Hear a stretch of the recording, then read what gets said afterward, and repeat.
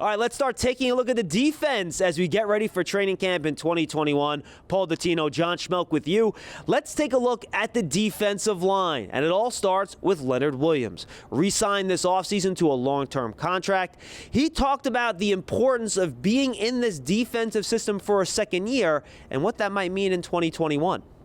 Like you said, that was our first year together as a team, as a staff, as a whole organization, and I feel like we finished the year pretty strong. But that's last year, and now we're coming into this year knowing each other a little bit more. I think we just got to keep growing. It's kind of hard for me to look far into the future and far into the past, but I know it starts right now, and we just got to keep getting better. And Paul, Leonard Williams coming off a career year. 11.5 sacks, one of the most productive pass rushing years from a defensive tackle we've seen in the last decade, other than Aaron Donald.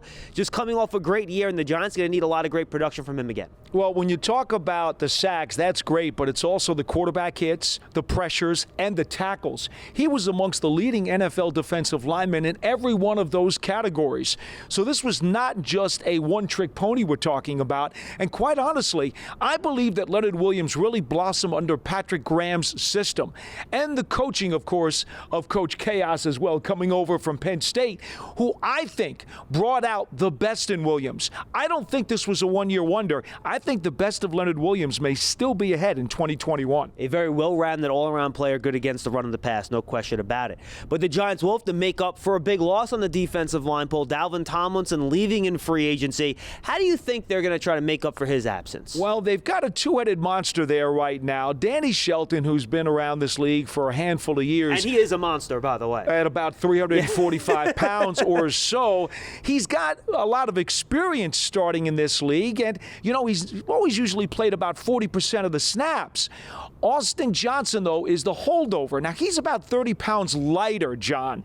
So in terms of girth, he's not necessarily the plugger that you would assume would be in that spot.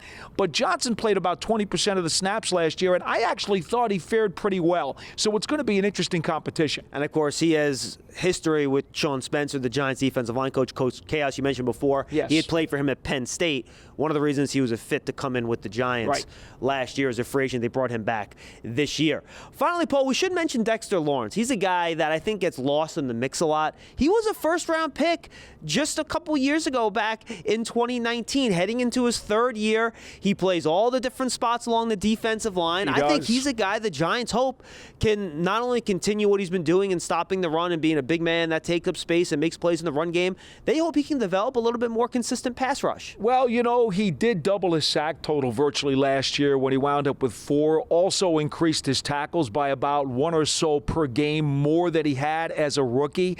I saw development there. I just think the sky's the limit for him.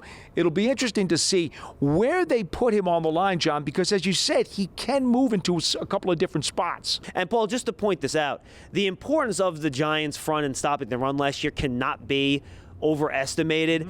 It allowed them to keep those 2 safeties deep, disguise their coverages better because that front could control the run. They will need them to do it again. Just ask Blake Martinez how important it is to have a tough defensive line so that he can make all of those tackles at the second line of defense. No question about it. That's a look at the defensive line as we continue to get ready for training camp in 2021, previewing the New York Giants.